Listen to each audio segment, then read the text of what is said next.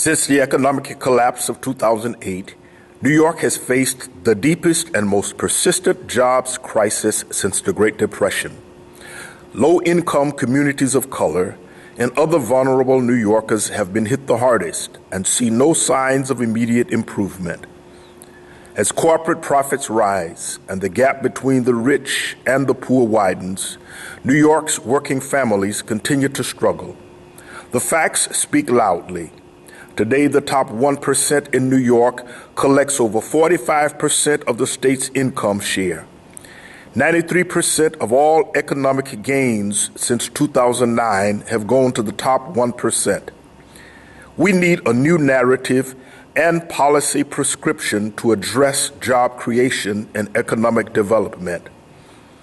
This video is part of a statewide effort to create a new narrative that will bring together organized labor and community and faith-based organizations around a process to create a policy agenda for job creation, community benefits, and economic justice in New York. When Bethlehem Steel closed back in the 70s, I was a young teenager, they talked about how devastating it was going to be on the area. I've been working in that area for the last 20 years. I can tell you, I've seen with my own eyes how Lackawanna and South Buffalo has deteriorated. So what happens when those people don't have those jobs anymore? And we see a lot of our neighbors that are struggling and that are working 2 minimum wage jobs. And I see that they have a really hard time. And I think that they work really hard and they have huge obstacles to even keeping those things afloat. About 75%, a little bit more, of the economy here is now in the service producing sector. Less than 25% is in the goods producing sector. And the goods producing sector in this part of the world from about the turn of the 20th century until the turn of the 21st century was all about high wage, high skill, long-term, durable and reliable employment with benefits. And that sector of the workforce has shrunk. So we started counting up all the people working these low-wage service sector jobs where the annual median wage was $26,000 or less. And it turned out to be about a third of the jobs here in Western New York. And a huge number of them, I think it was about 125,000 of those jobs, were paying less than $20,000 a year. When it comes to quality jobs around here, we've transitioned from an economy where a lot of people were working living wage jobs in manufacturing, usually unionized, good benefits, and a lot of those jobs have been replaced by these really low wage, no or low benefit service sector jobs. 725 is not a quality job. You cannot take a person who has a family and have to pay rent, gas, and light and pay them $7.25 an hour. I think that there's a lot of talk about people pulling themselves up by their bootstraps, and what we're asking people to do is not pulling themselves up by their bootstraps. It's asking them to be superheroes, to be away from their families, to take 3 and 4 buses, wait in the rain, to go work a job with not a lot of dignity and not a lot of pay. We have to get beyond, and I've heard it over and over, and so have you. Any job is a good job. No, it's not. Any job is not a good job. Any job just places people further into poverty. A quality job would enable people to stay in Buffalo. Pays a living wage. It's a job that's sustainable to maintain a family. It offers benefits to the worker that allows him to live and not just survive. Ideally, there's room for growth in that job. Personal advancement. Where a person likes their work environment, or that it is conducive to their personality. It's fun. A place where your employer respects you. A place where you can get some sort of satisfaction out of your work and feel valued. A job that really is going to last, that they love, or that they can see themselves doing long term. Benefit the community overall. It's just political need, it's just social need, it's just environmental need, it's just an economic need. Meaningful employment for a thrivable wage. It's a job that people see a future in. And I like to talk about it more as a quality career. And when it's all said and done, you'll be able to retire with a pension. A union job.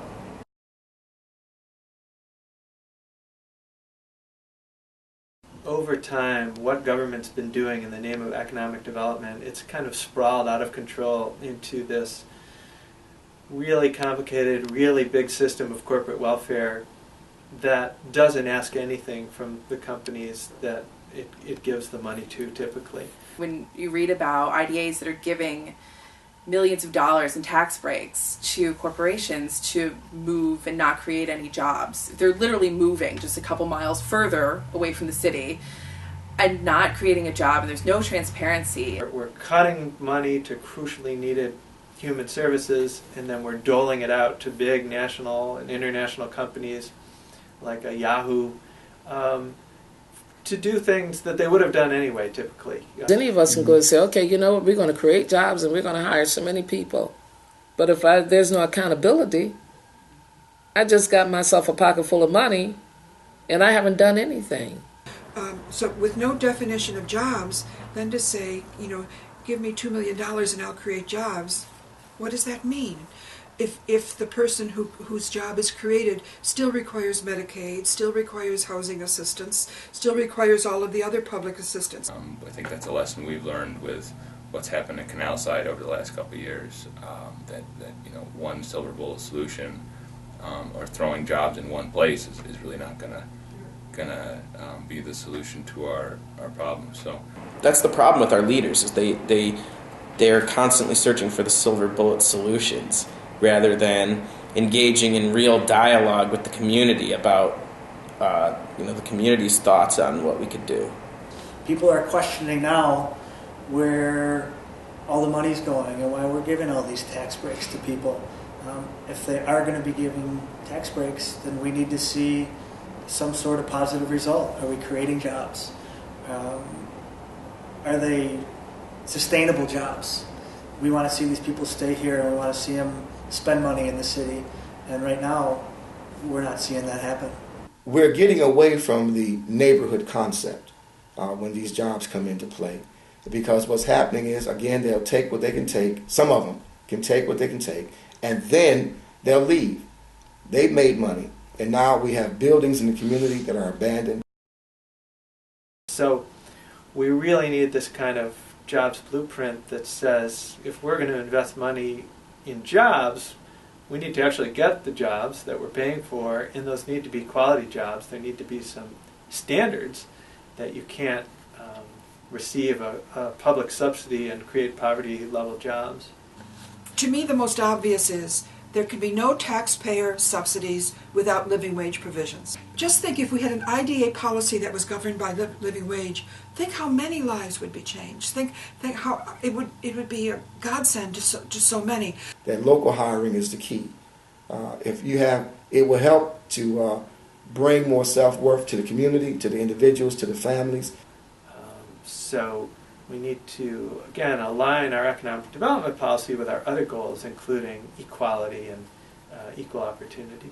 And with that, I think including all the diversity that's here, because it's truly such an international area, you don't want to focus on one subset of the area. You want all the subsets to succeed.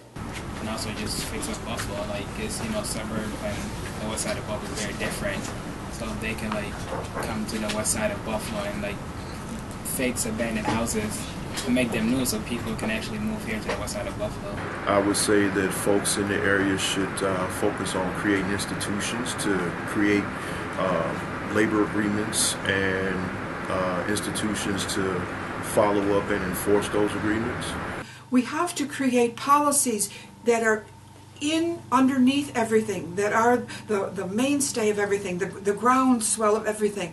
Think that way, we actually end up impacting far more workers with far more stability and over the long term, because it doesn't give the employer the ability to come back the next year and fire them again and we start all over again, because we have a policy in place that says if you run a parking lot in Buffalo, you pay a living wage. End of discussion.